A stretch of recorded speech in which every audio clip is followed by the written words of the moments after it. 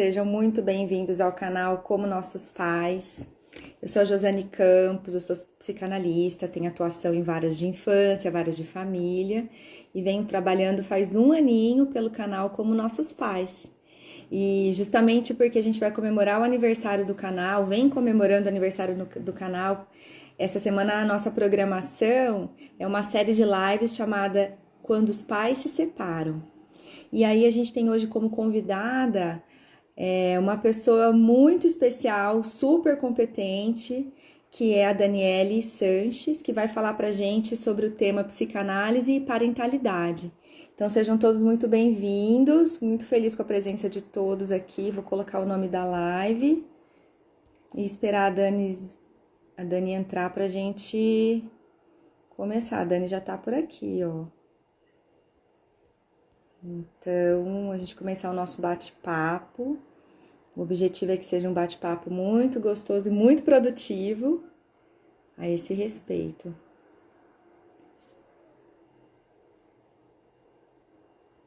Né, pessoal? Não sei como que eu fixo esse comentário aqui. Dani, pede pra... Aí, ó. Estou muito feliz com a presença da Daniela aqui. Meu cafezinho aqui do lado sempre. Pronto, será que eu entrei? Bom dia! Entrou, tudo bem? Tudo bem. Então, tá joia, Dani. Que alegria te receber aqui no canal. Conversar com você é sempre ótimo. E a Dani, além de super profissional, competentíssima, é uma amiga, minha amiga de faculdade. A Daniela é psicanalista. Vou te apresentar aqui pro pessoal, tá, Dani? Doutora em Tudo bem. psicologia clínica pela USP São Paulo, né? Membro do Instituto Vox de pesquisa em psicanálise. Ela conduz pesquisas na interlocução com psicanálise, pesquisas ótimas, arte e crítica social. E ela ministra um seminário, gente, super interessante, sobre clínica lacaniana às sextas-feiras, do qual eu participo, faço muita questão de participar, porque é ótimo. E por tudo isso, e pelo trabalho clínico da Dani também, que é extremamente relevante, eu convidei ela para a gente conversar aqui sobre esse tema, que é psicanálise e parentalidade. E Dani, a Dani sabe disso, né? Eu trabalho com psicologia jurídica, trabalho com varas de família. Então, muitas pessoas, muitos pais, né, sofrem muitas vezes, na maioria das vezes, né, quando se separam. Então, tem o sofrimento do casal em si, das pessoas que se separam, né, pela situação da separação. E quando tem filhos, é um duplo sofrimento, digamos assim, porque sofrem pelos filhos e muitas vezes não sabem como agir, né? E o conflito, às vezes, que se instala na separação, se mistura com um exercício da parentalidade, as pessoas ficam muito perdidas. Então, por isso que eu te chamei aqui para a gente conversar sobre esse tema. Então, vamos lá. Então, vamos lá, assim. Então, assim, o que a psicanálise tem a contribuir, né, nesse campo da parentalidade, especialmente nessa situação em que os pais se separam. Tá. Vamos começar Bom, assim? Josi, eu queria dizer que é um prazer imenso participar dessa série de debates sobre o seu canal, que presta um serviço, né, necessário, mas não só necessário, como esclarecedor também para um tema, um campo, né, tão delicado quanto o da adoção. Então, é um prazer imenso poder discutir essas questões aqui, principalmente tanto para os profissionais quanto para os pais. Então, vamos colocar algumas questões, né, do ponto de vista da psicanálise. Acho que, em primeiro lugar, uma pergunta, né, que é mais genérica, mas que vale a pena a gente colocar, assim, é o próprio termo parentalidade, né, que não é, assim, uma referência ao pai ou à mãe biológica da criança. né? Então, assim, quando a gente fala em psicanálise, exercer a parentalidade, né, significa exercer uma série de funções, né, junto à criança, né, que não tem a ver necessariamente com a posição biológica do genitor, ser pai ou ser mãe. Né? Então, a gente, na psicanálise, né, costuma dizer, existe, né, um campo chamado, né, do campo materno e uma função chamada função paterna, né, que pode ser exercida, né, é majoritariamente exercida pelo pai, né, ou pela mãe, mas hoje em dia a gente sabe que as famílias possuem N configurações, né, e a função materna, ela pode ser exercida tanto pelo pai quanto pela mãe, né? Ela pode ser exercida por um cuidador da criança, né? Em geral, as duas funções são exercidas em sistema de rede, né? E que cuida dessa criança, né? Às vezes a criança, em geral, ela é inserida num sistema, né? E esse sistema proporciona para ela dois tipos de agenciamento dela no mundo. Né? O primeiro deles tem a ver com esse chamado campo materno, que a gente chama que é o campo de oferta para a criança, né? Um campo de apresentação do mundo para a criança e inserção dessa criança no mundo, né? Então, é não só veiculada pelo afeto, pelo carinho, pelo cuidado, os cuidados básicos, por exemplo, de um bebê, né, quando o bebê chega no mundo, né, que tem o corpo dele totalmente entregue nas mãos de um outro, né, então, não só os cuidados necessários, a alimentação, a higiene, mas quando um bebê chega no mundo, você vai transmitindo o mundo para a criança através das palavras, através das falas, né, então, o adulto, né, em geral, é a mãe, né? Por isso que a gente chama o campo materno, né? Ele vai emprestando a voz dele para o bebê, né? E ele vai dizendo, você quer isso, né? Tá com frio. Isso que você está falando é muito importante, que em geral é a mãe, mas não se trata necessariamente da mãe, né? Não, não, por isso a gente chama o campo materno, né? Essa é uma função que ela vai sendo exercida ao redor da criança, né? Sabe por que eu falo isso? Porque, assim, existe um tabu muito grande quando esses cuidados são exercidos por casais homoafetivos, por exemplo, ou situações em que são os avós que cuidam, né, que não são necessariamente os pais biológicos, ou mesmo dentro da adoção, que então são pais, né, que não vêm pela via biológica, e as pessoas ainda tratam disso como um tabu, como se isso não fosse possível, ou como se a criança fosse ter menos possibilidades, não sei, ela pudesse ter algum desacerto, digamos assim, por ela receber cuidados e não por esses pais, sabe? Sim. Bem legal você colocar isso, esclarecer, né, dessa maneira. Né, Josi, porque, inclusive, não há nenhuma garantia de que a mãe biológica mesma vá conseguir exercer essa função, né? Então, por isso que a gente chama, é uma função simbólica, né? Essa de tradução do mundo, e essa tradução, ela vem acompanhada de tonalidades afetivas, né? Uma voz com um tom mais de raiva, com um tom de pressa, então a criança, ela vai assimilando, né, não só as palavras, mas a tonalidade, né? E isso pode ser exercido por qualquer pessoa, né, que esteja dedicada ao cuidado dessa criança. Então, esse campo de oferta costuma ser chamado o campo, né, da função, digamos assim, materna. E a função paterna já é diferente, que também pode ser exercida, né, tanto em sistema de rede, quanto por uma pessoa que não é necessariamente o pai, né, mas é uma função, se o campo materno tem essa característica, esse traço de oferta, a função paterna na psicanálise tem o traço de regular essa oferta, né, de introduzir uma ordenação, né, no campo de tudo isso que é oferecido para a criança, que é traduzido, né? A gente costuma chamar, assim, em termos muito genéricos, né, mas de uma função de interdição, né, que na verdade é como o não vai se apresentando para a criança, né? Não exatamente como um proibido, né? Por exemplo, quando você fala para a criança não põe a mão na tomada, né? A hora que você desviar o olhar, ela provavelmente vai tentar pôr a mão na tomada, né?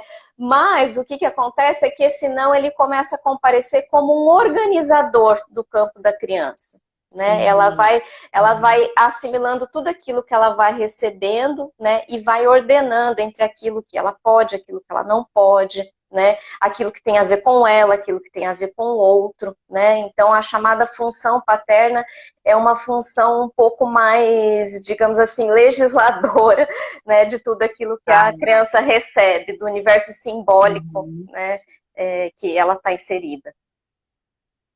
A gente pode dizer assim que quando se trata do campo da parentalidade, são dessas duas funções que se trata. Isso, exatamente. É uma combinação dessas funções. Essas duas funções, isso. Uhum. E que essas funções, elas são exercidas, geralmente, por quem cuida da criança. Não necessariamente os pais biológicos, mas na maioria das vezes os pais biológicos que estão ali para ela.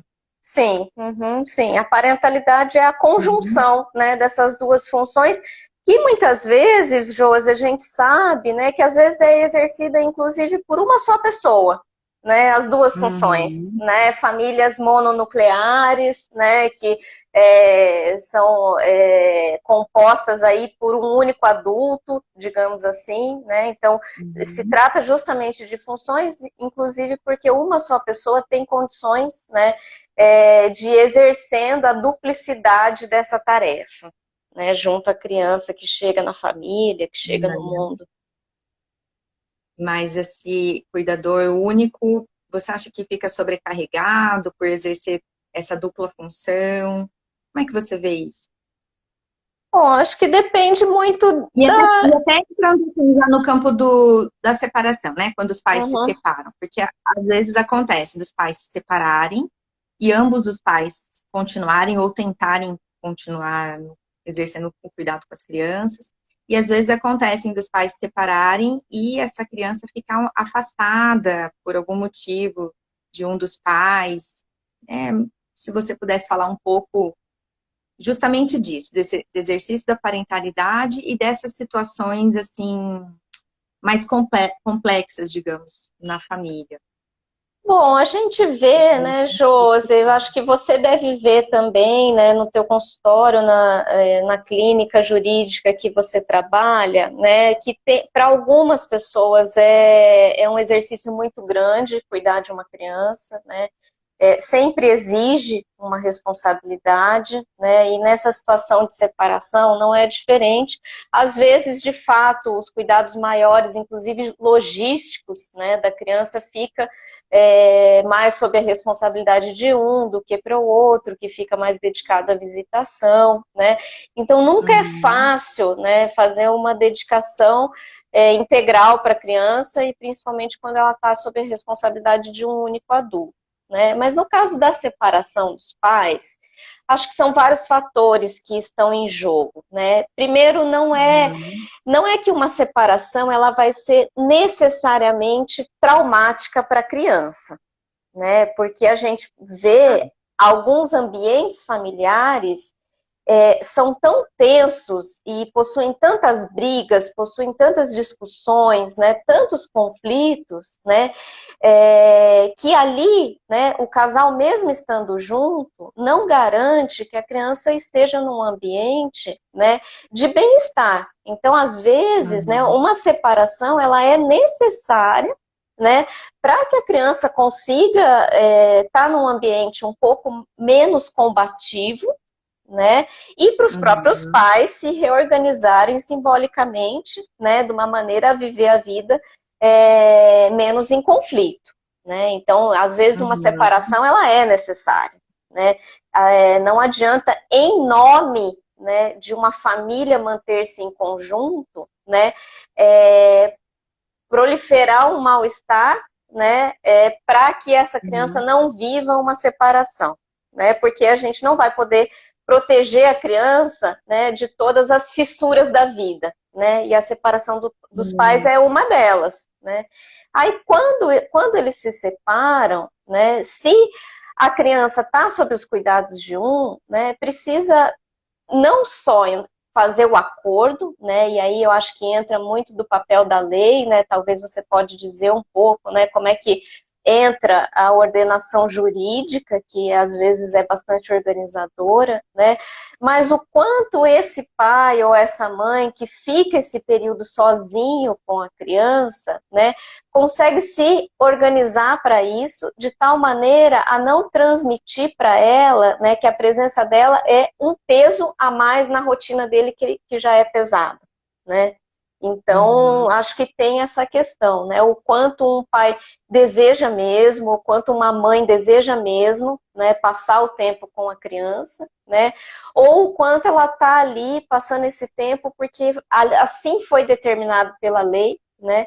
E a criança é a primeira a sentir quando a presença dela é bem-vinda ou quando se trata de uma sobrecarga para o outro. Incrível. Não é? Incrível como elas sentem e respondem a isso, né? Desculpa. Respondem às vezes com sintomas, imagina. Respondem às vezes com sintomas, né, no corpo, fala, às vezes na escola, né, como isso aparece, assim. Tudo que você está falando está me fazendo pensar, porque assim, existe mesmo a ordenação jurídica que muitas vezes vem e diz, ó, então vai ser assim, vai ficar no final de semana na casa da mãe, vai ficar durante a semana na casa do pai, ou vice-versa, ou vai alternar, e vai dizendo como as coisas devem funcionar. E isso acontece muitas vezes quando os pais não estão conseguindo fazer isso por conta própria, né? Só que isso leva um tempo, muito tempo, né? A gente sabe o quanto as decisões jurídicas elas não acontecem de uma hora para outra, até uma pessoa ingressar com um processo, até a pessoa tomar uma decisão de ingressar com um processo. Então, nisso tudo, assim, uma avalanche de situações já vão acontecendo. E, assim, uma coisa que eu noto também, Dani, que às vezes, mesmo a família vivenciando uma série de conflitos, e a hora que se separam esses conflitos, aqueles conflitos diários amenizam, existe um ideal de família que é muito louco, como isso ainda está muito presente, é muito presente. Tipo, você fala família, as pessoas é papai, mamãe, filhinho e um cachorro. Então, a criança ela traz isso muito com ela, eu ouço muito isso no consultório, mas muito lá no fórum, porque são as crianças que eu tenho mais contato diário praticamente com essa situação. E aí elas falam assim, mas eu queria que a minha família fosse todo mundo junto. E às vezes vai contando até, mas por que não tá junto? Eu pergunto, né, mas por que não tá junto? Porque brigava, enfim. E a não ser que a criança tenha vivido ou presenciado situações de violência muito grave, ela tende a sofrer muito por conta dessa ruptura, essa coisa que às vezes é ideal mesmo, até porque a criança não entende, né, assim, por que eles não se gostam mais, por exemplo. E os pais, por sua vez, muitas vezes não sabem o que fazer com isso. Ou às vezes, porque tem momentos que ainda estão vivenciando tudo isso e não estão nem prestando atenção, ou às vezes estão prestando atenção, mas não sabem o que fazer, né?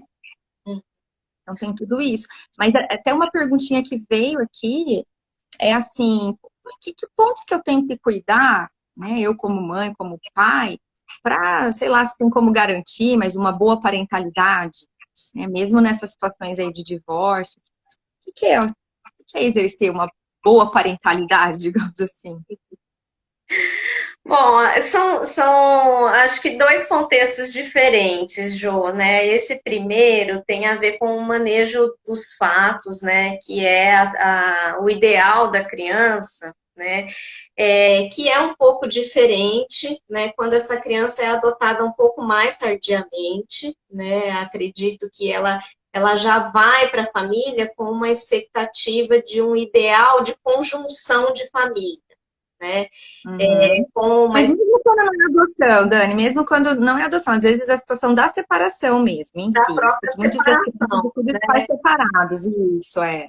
porque Tem as crianças que são adotadas tardiamente, e elas têm um ideal de família, e quando elas vão para uma família real, concreta, elas têm isso, exatamente isso também, mas também as crianças que os pais se separam, elas até estão vivendo um ambiente mais tranquilo, porque eu vou perguntando, elas falam disso, mas assim, sofrem porque idealmente teve uma ruptura, né? E, enfim.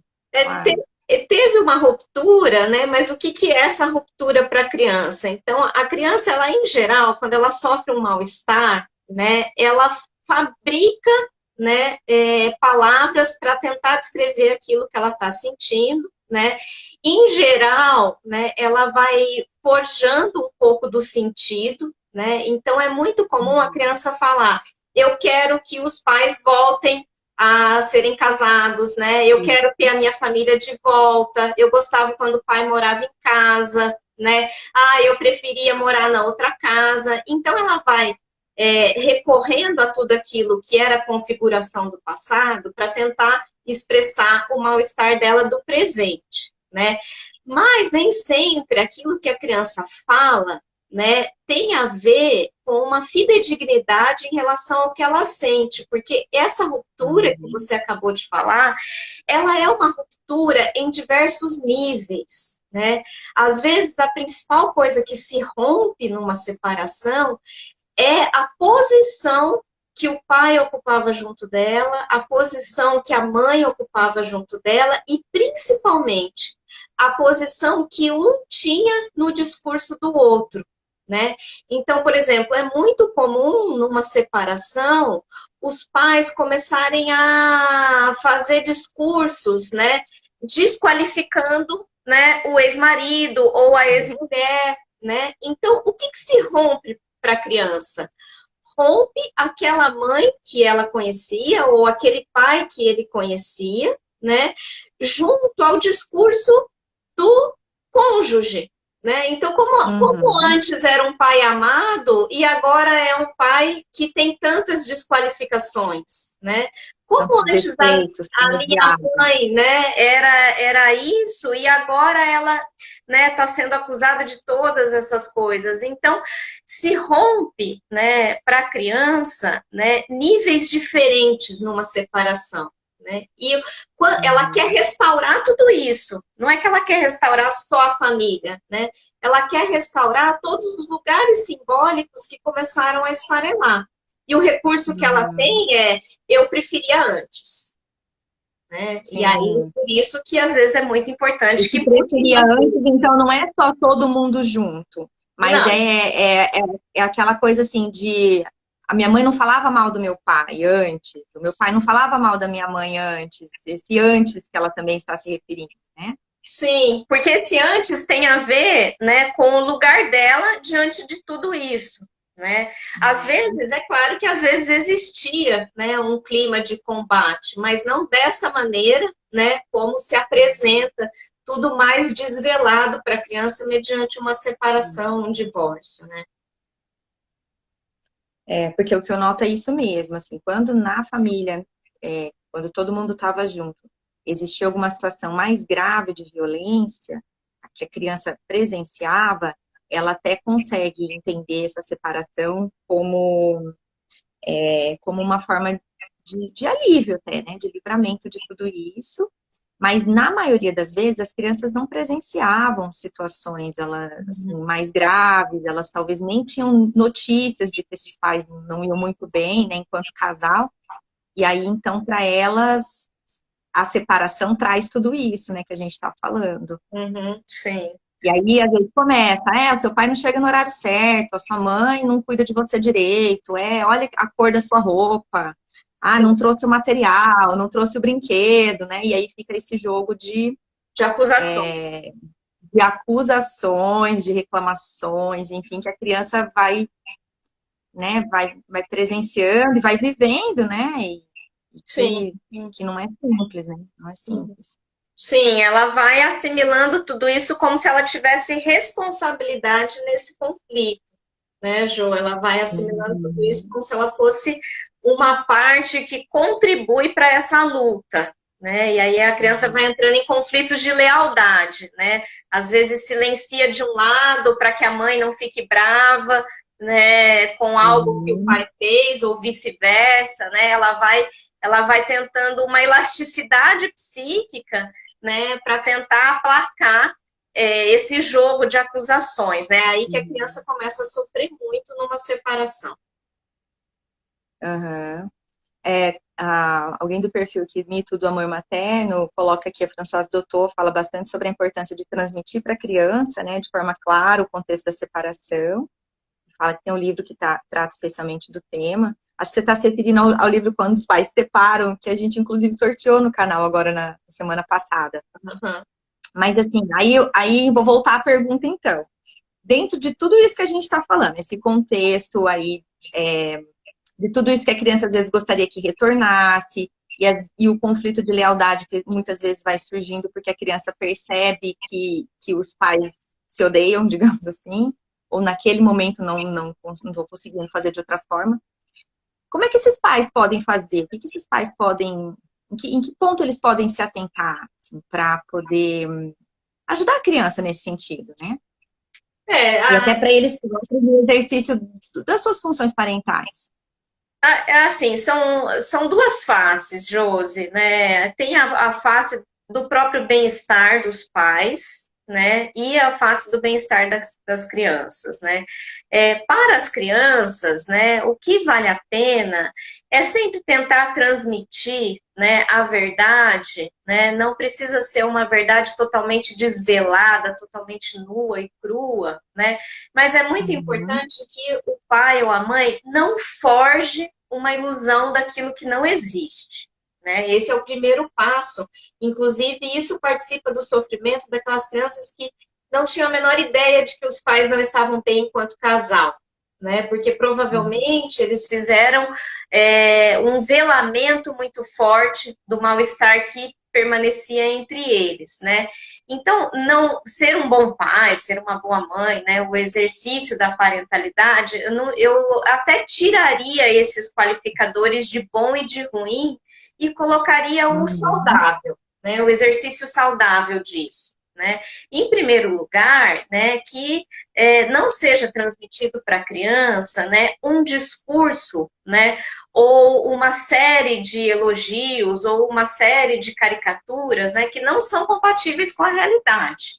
Né? Não dá para forjar, né, um estar tudo bem quando as coisas não estão tudo bem, mas também não precisa se intensificar, né, o sofrimento, por exemplo, né, dramatizar, né? Então, não fazer para a criança, né, um universo muito apartado da realidade, vai oferecendo elementos para a criança se reorganizar simbolicamente dentro dessa nova realidade, que é a realidade do divórcio.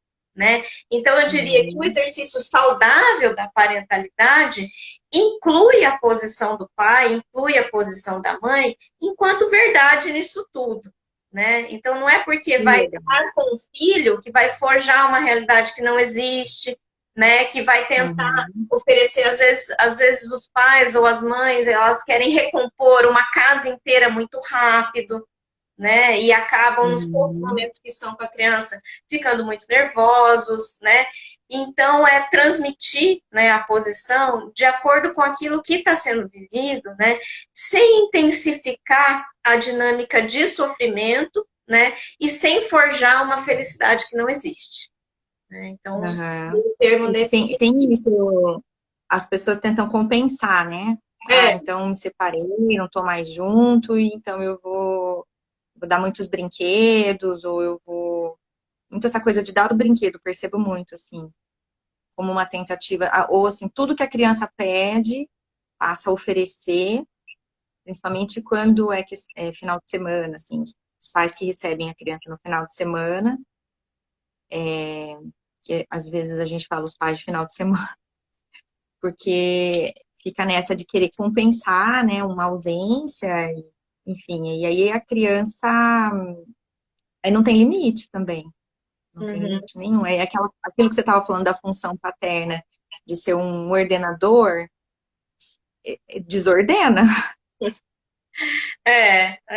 Porque acho que esse ponto que você toca da compensação é muito importante, né? Essa compensação, em geral, ela é assimilada equivocadamente como a necessidade de oferecer para a criança, né, tampões para esse buraco que ela está vivendo, né?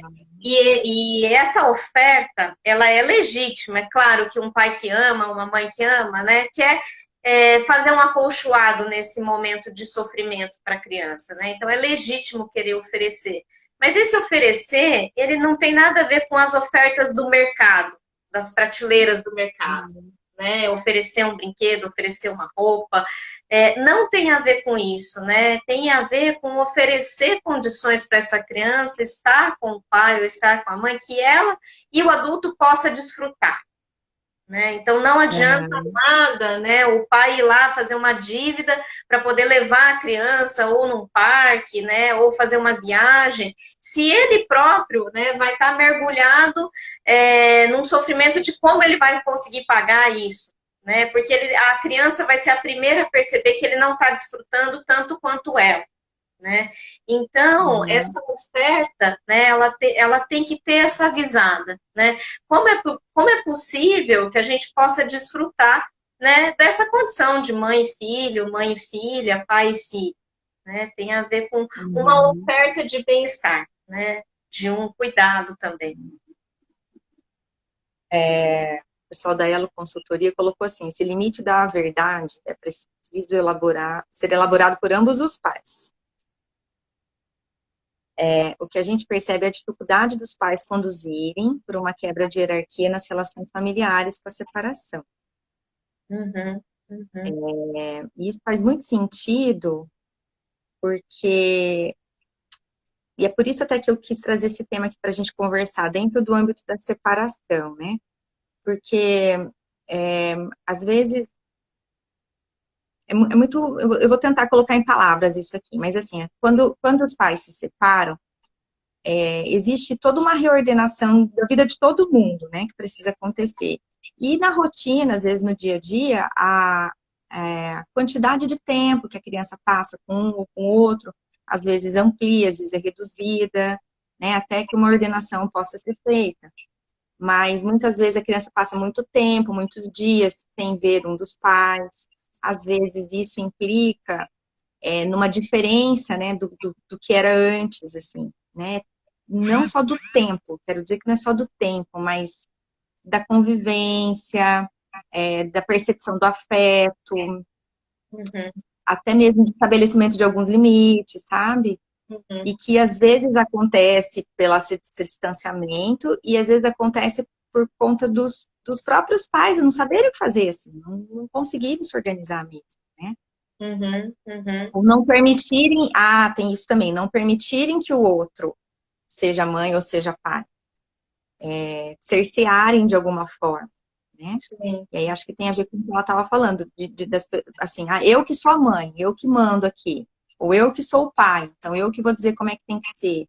E de certo modo, não apenas falar mal, assim, mas cercear mesmo a possibilidade do outro de ser mãe e de ser pai. Porque às vezes, João, esse limite, ele tem a ver com o próprio motivo da separação, né? Quantos são os casais, né, que se separam por divergências na conduta com a criança, né? Então, alguns pais, né, preferem levar, né, a educação para um lado e às vezes a mãe ou o pai prefere levar para o outro, né? E eles começam a divergir exatamente na conduta junto à criança, né? E quando isso se separa, costuma exacerbar a diferença, né? Tanto naquilo que a gente falava, que é apresentar o mundo, né? Quanto naquilo que é ordenar o mundo para a criança. Né? Então, claro que quando você tem pais e mães numa posição de sintonia naquilo que eles vão conduzindo a criança, as coisas costumam ser um pouco mais fáceis, né? Mas quando já existe essa divergência e um divórcio comparece, isso costuma a ser levado ao limite, né? E aí acontece isso, né? Que é cercear, né? Que às vezes é de uma maneira deliberada, né? Às vezes é feito para o outro não entrar tanto em contato, ou para o outro não gerenciar tanto a vida do filho, né? Às vezes é feita de uma maneira inconsciente, né? Às vezes existem mães, pais super protetores, né, que julgam que na casa do pai ou da mãe, do outro, né, os cuidados nunca serão tão, né, perfeitos quanto são em casa, né? Uhum. E aí costuma transmitir para a criança, né, que ali naquele outro ambiente ela está correndo uma espécie de risco, né, que ela não está sendo tão bem cuidada. E enquanto o Uhum. exercício saudável da parentalidade, né, não é recobrir as falhas do outro, né? É permitir que a Uhum. criança, né, entre em contato com aquilo que é o ponto de falha do pai, com aquilo que é o ponto de falha da mãe, né? A própria criança vai se organizando, né, de maneira a tentar, né, ela mesma se posicionar diante dessas falhas, né? Mas não cabe a um ou a outro, né, a função de recobrir aquilo que ele supõe que é insuficiente do outro lado, né? É Uhum. claro que condições mínimas são observadas, né? A criança está correndo algum Sim. risco, né? Enfim, tudo isso, a gente não está nesse campo do risco, a gente está no campo de divergência de cuidados, né? Isso. E às vezes essa divergência de cuidado, ela é interpretada, como você disse, pelo outro como um risco, não necessariamente é um risco, são simplesmente diferenças, divergências, formas diferentes de cuidar, né? E que as crianças, elas vão aprendendo a lidar na casa de um, na casa de outro. Na casa da mãe é assim, na casa do pai é assado, né? Ela vai percebendo como que é e vai tentando viver, né? De acordo com... É. E às vezes dentro da própria casa, né, Dani? Às vezes os pais moram juntos, mas mesmo assim, cada um tem uma forma. Tem um que fala um sim, tem um que não fala sim, né? Enfim, cada um tem um jeito. Sim, inclusive é próprio da criança, dependendo da idade da criança, ela mesma começar a usar dessas divergências, né, em benefício próprio, né? Então, não raro uma criança vai dizer, ah, lá no meu pai eu posso, ou lá na minha mãe é possível, Sim. né? Ela Uhum. costuma, né, assimilar o campo do conflito, né, em alguns casos, né, e fazer também parte desse jogo, né? Ela costuma também, né, perceber que existe um ponto de oposição entre a fala do pai e a fala da Uhum. mãe, né? E às vezes ela começa a entrar nisso jogando um contra o outro, né? Ela não faz isso, em geral, de uma maneira deliberada, né? Mas às vezes ela entra Uhum. justamente nesse hiato, nessa divergência, né? Por isso que Uhum. não é bom para ninguém, né? Esse ambiente combativo, né? Porque a criança Sim. pode tanto paralisar, né? E começar a internalizar e silenciar, quanto começar a fazer parte desse jogo de oposição, né? O que Uhum. leva ela a caminhos não tão saudáveis, né? Sim. E às vezes, Dani, os pais entram nisso, né? Porque daí a criança começa com um leve trás, ou ela começa a jogar com as situações de conflito que ela percebe, e com isso vai exacerbando ainda mais os conflitos dos pais. Eu acho que seria importante que os pais entendessem isso, né? Que a criança pode fazer uso, porque daí fica uma coisa assim, entra muito a coisa da mentira. Ah, você mentiu, você tá mentindo. O meu filho falou que você falou tal coisa, que você fez tal coisa para ele, então, entende? Isso vai Sim. tornando a situação ainda mais difícil do que ela já é. Uhum, sim. E É, isso muitas vezes, assim, dentro dos processos judiciais, esse tipo de situação, até se verificar que é uma forma da criança manejar, né, enfim, nossa, isso muitas vezes tem cerceamento de visita, coisas assim graves acontecem, porque os pais não conseguem perceber que a criança entrou no jogo, e tá jogando, e tá ganhando, uhum, sabe? É. Isso acontece muito, né, José? Não são situações raras, são situações com alta frequência, né? Mas é importante a gente ressaltar que esse tipo de atitude não parte da criança, né? Ela só incorpora quando o jogo já está estabelecido, né? Então, assim, Uhum. não é uma reação, né, que é absolutamente espontânea, porque não é ela quem define as peças. Ela já está num tabuleiro Sim. em que as peças já estão postas, né, e determinados movimentos estão sendo jogados já. Né? Então, a criança Uhum. ela tem esse tipo de conduta como um sintoma, né? Sim. E como todo sintoma em psicanálise, isso quer dizer, né, a tentativa de solução do conflito, né? Ela Uhum. acha que ela vai, né, minimizar o sofrimento dela agindo dessa maneira, né? E aí é Uhum. muito triste quando os pais, né, às vezes até percebem, né? Mas estão tão machucados, estão tão enfurecidos, né? Estão com raiva, né? Por uma série de questões aí da separação que acabam assimilando o jogo da criança, né? E potencializando esse universo de combate, né? Então, não, é uma palavra muito ruim, né? Bastante negativa. A gente percebe às vezes as pessoas dizendo a criança está manipulando, né? Não é que ela está Uhum. manipulando, né? É que ela está, né, fazendo um jogo de acordo com a distribuição, né, simbólica das peças que colocaram, né, ali. Né? E se ela Uhum. consegue fazer isso, é porque existe um espaço de cegueira, né, que permite com que ela faça. Existe um espaço Dessa tanto de forma. cegueira quanto de surdez, né, aí de quem exerce essa função parental, né, que permite que ela Uhum. consiga se movimentar dessa maneira, né? Uhum. A Fernanda Brame colocou aqui, beijo, Fer, ganhando a disputa, mas perdendo em seu desenvolvimento, né? O tanto que isso, na verdade, tem uma relação muito direta com como a criança vai se desenvolvendo aí, né? As Uhum, suas relações, como dizem, as coisas vão acontecendo no campo das relações para ela. uhum, sim, exatamente. Porque ela aprende a ser E, assim no mundo, né? Então ela vai entender que essa é a janela através da qual ela tem que olhar as outras relações, né? uhum. E não E é eu fico bacana. pensando aqui, Dani, nisso que você acabou de falar, né? A criança vai jogar de acordo com as peças que já estão postas para ela. Então, nesse caso, vamos pensar assim que já tem a ver com a relação que os adultos estão estabelecendo, né? E ela está encontrando, digamos, espaço para se relacionar dessa forma.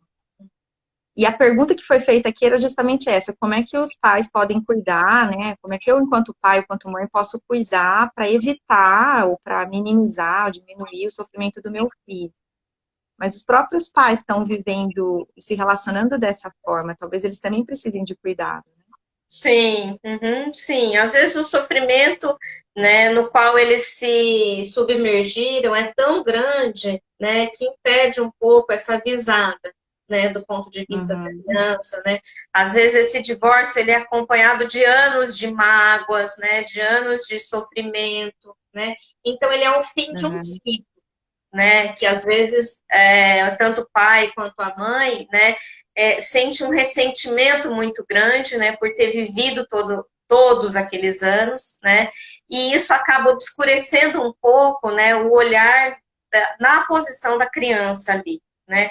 Mas eu acho uhum, que isso retorna, Josi, para a nossa primeira indicação, né, que é operar dentro do campo da verdade, né, sem que isso se transforme, né, num velamento, né, da condição. Então, por exemplo, se o pai está triste, se a mãe está triste, né, não dá para ir forjando, né, uma felicidade, né, aonde tem um mergulho num sofrimento. Né? Agora, por outro uhum, lado, né, é importante que pais e mães saibam, né, que não é porque eles estão mergulhados no sofrimento que a criança ela tem condições de entender e assimilar aquele sofrimento como um adulto assimila quando a gente vê um amigo, né, alguém, né, passando por uma fase difícil, né? Então, em nome do sofrimento, não se autoriza, né, uma negligência com a criança, né?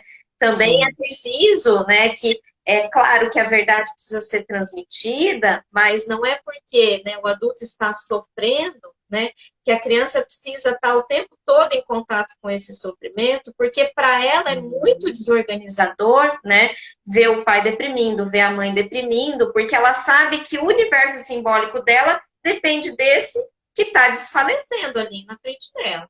Sim. Né? Então, aí é E às super vezes por isso importante. se invertem os papéis, né, Dani? É super importante que os adultos procurem ajuda para a criança não entrar nessa inversão de papéis, né? De que cabe a ela cuidar do pai ou da mãe. Sim. E você pode falar um pouquinho de quais seriam as consequências, caso isso aconteça, para a criança? Quando um pai, uma mãe não está conseguindo se cuidar o suficiente, está deprimido demais, aí com isso não consegue cuidar da criança, e a criança passa, então, a achar que ela é responsável por aquele adulto? Ela Sabe passa. assim? A gente percebe, Josi, eu não sei se você percebe, né? Uma criança que ela vai tentando, né? As crianças, elas têm várias maneiras, né? De tentar restaurar o adulto, né? Uma das maneiras é começar a fazer gracinhas excessivas, né? Começar a tentar chamar muita atenção, né? Então, uma criança que antes ela não convocava tanto, ela passa a convocar mais, né? Ela passa a fazer falas do tipo, eu gostava como era antes. No fundo, ela não quer a restauração da família, ela quer a restauração daquela pessoa que ela ama e que ela está vendo mergulhada na tristeza, né? Então, ela associa que se restaurar a configuração familiar vai restaurar o pai ou a mãe, né? Então ela participa desse equívoco, ela fantasia, né? Que é assim. Agora, as consequências disso para a criança, né? É uma criança que ela vai acabar, né? Se achando responsável ou achando que ela tem condições, né? De agenciar a felicidade de um adulto. Né? O que é inviável, né? Claro que ela sabe que ela está numa relação de troca, né?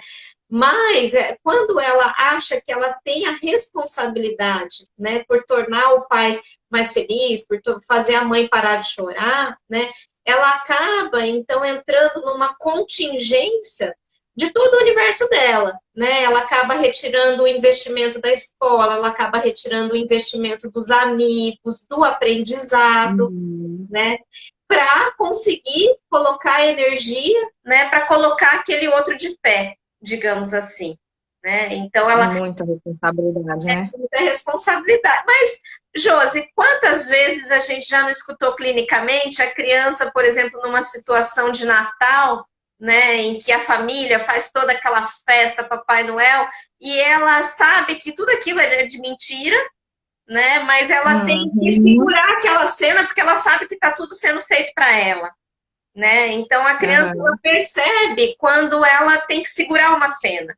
Né? Então, às vezes, ela sabe que o Papai Noel é o tio, é o irmão, né? Mas ela finge ali porque tá todo mundo voltado a ela, né? Então, a criança, ela percebe, né? Quando ela pode se colocar de tal maneira a tentar segurar, né? O outro ou uma cena inteira, né? O que é muita responsabilidade. Não sei se você vê isso também, né? Principalmente aí nos processos que entram em litígio, né?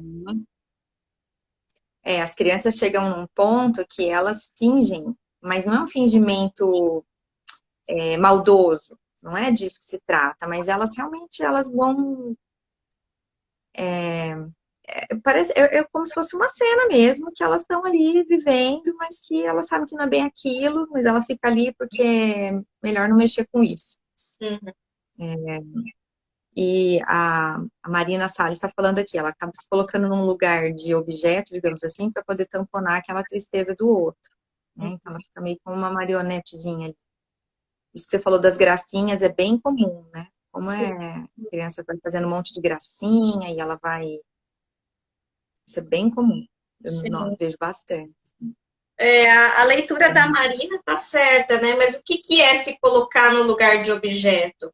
É você perder a sua condição de sujeito, né? E quando você perde a sua condição de sujeito? Quando a tua voz, né, não é mais a transmissão de algo autêntico seu, né? É aí que você entra enquanto objeto, porque você perde, né, aquilo que é o olhar, né, próprio, aquilo que é a sua posição na cena, para tentar sustentar alguma coisa que não tem a ver com você, né, que tem a ver com o universo ali que está sendo apresentado, né? É aí que a gente fala, a criança ela deixa de estar como sujeito e ela passa a estar como um objeto na cena.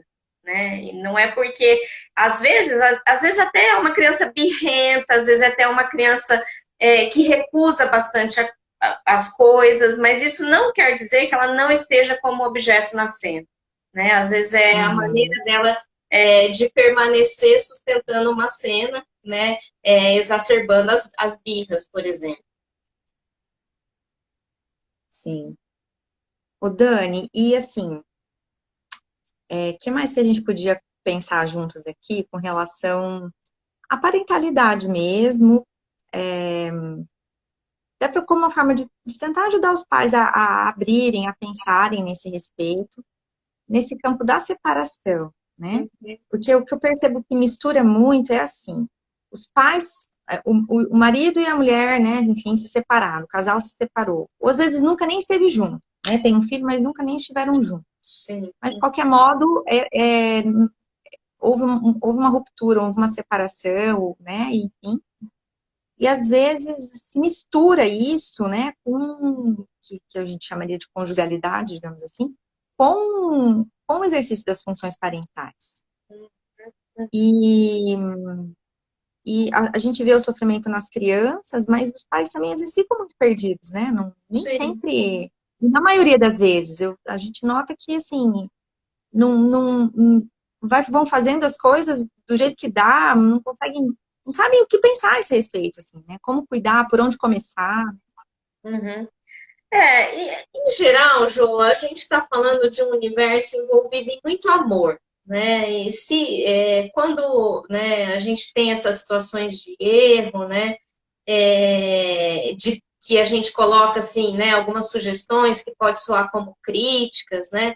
Na verdade, né, a gente sabe que 90% dos casos, as pessoas, os pais, né, erram por um excesso de cuidado, um excesso de amor, né? Não é por falta de. É claro que, enquanto psicanalistas, a gente sabe que existe o pior, existe a falta, existe né, a conduta cruel com a criança, né? Existe o arrependimento de ter, né, se tornado pai, mas não é, né, a maioria. A maioria é um ambiente de amor e os pais estão tentando fazer realmente o melhor ali, né, diante da criança. Então, nesse universo que envolve o divórcio, o que a gente percebe, Josi, na clínica, né?